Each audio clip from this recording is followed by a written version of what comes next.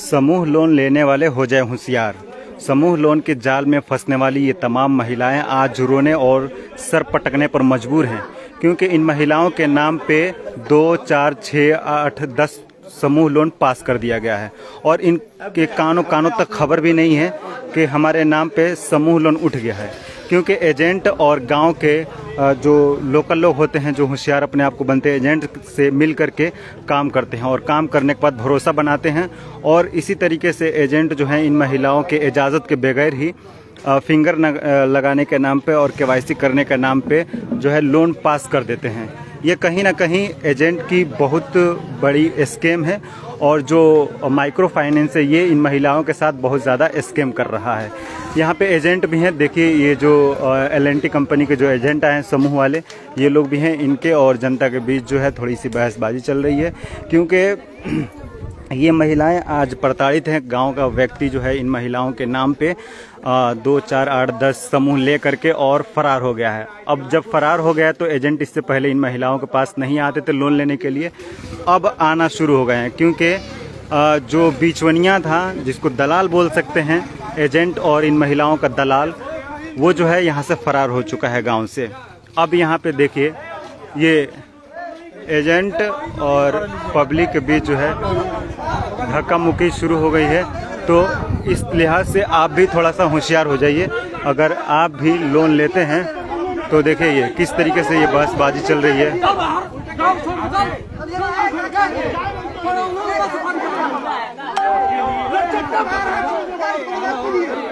तो आप भी अगर लोन लेते हैं समूह लोन तो इससे सावधान हो जाइए। आप कान पकड़िए और आप आज के बाद लोन मत उठाइए।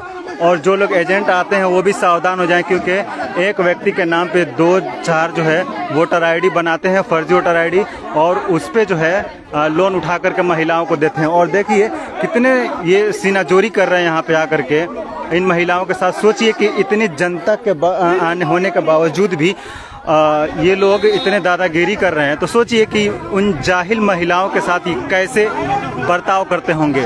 यहाँ के महिलाएं लगातार बाइट दे रही हैं और कह रही हैं कि जो एजेंट होते हैं हमारे घरों में घुस जाते हैं, कभी सिलेंडर खोल लेते हैं, कभी चूल्हा लेकर चले जाते हैं, कभी पंखा खोल लेते हैं और इसी तरीके से कभी बकरी खोल ले जाते हैं, भैंस खोल ले जाते हैं, ले जाकर के बेच देते हैं। लेकिन यहाँ पे ये जो लाइव तस्वीरें देख रहे हैं, ये कहीं ना कहीं जो समूह लोन के एजेंट है, ये इनके अंदर कहीं ना कहीं बहुत ज़्यादा दादागिरी है। सोचिए कि यहाँ पे जो प्रेस के लोग हैं वो लोग भी आए हैं, उनसे बदतमीजी ये लोग कर रहे हैं, गांव के लोगों से बदतमीजी कर रहे हैं। सोचिए कि अगर ये लोग नहीं रहते होंगे तो उन महिलाओं के साथ कैसे क्या क्या बर्ताव और कहाँ तक करते होंगे, क्योंकि इनके ऊपर जो है लिमिट होता है, टारगेट होता है कि आपको इतना पूरा करना है और अगर पूरा नहीं करेंगे तो उनकी भी कार्रवाई होती है। तो ऐसे जो एजेंट हैं उनके ऊपर भी कार्रवाई होनी चाहिए।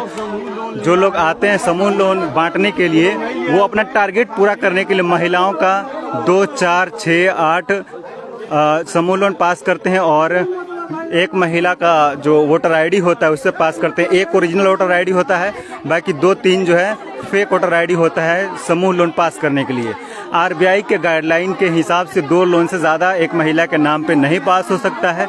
इसके बावजूद ये लोग अपना तरीका निकालते हैं, अपना टारगेट पूरा करने के लिए एक रास्ता निकालते हैं और उन महिलाओं के नाम पे वोटर आईडी बनाते हैं। और वोटर आईडी बनाने के लिए भी 400-500 रुपये लेते हैं। इन महिलाओं की शिकायत है और यहाँ पे सिर्फ यहीं पे नहीं बल्कि अलग अलग गांव में भी देखने को मिलता है। देखिए अभी भी जो है झड़प अभी भी चालू है। तो सोचिए कितना खतरनाक ये जो लोन है समूह लोन, ये कितना खतरनाक है। ये तमाम महिलाएं, इन महिलाओं के नाम पे लोन पास है और ये महिलाएं आज रोने और सर पटकने पर मजबूर हैं। और ये देखिए ये जो तस्वीरें देख रहे हैं आप, लाइव तस्वीरें देख रहे हैं। अगर आप बैंकों में जाएंगे लोन उठाने के लिए, लोन लेने के लिए, तो आपके चप्पल जो है घिस जाएंगे, लेकिन समूह लोन वाले आपको ज़बरदस्ती लोन देकर जाते हैं। बहुत आसान लगता है लोन लेना, लेकिन जब भरने की बारी आती है तो आपकी हालत ख़राब हो जाती है।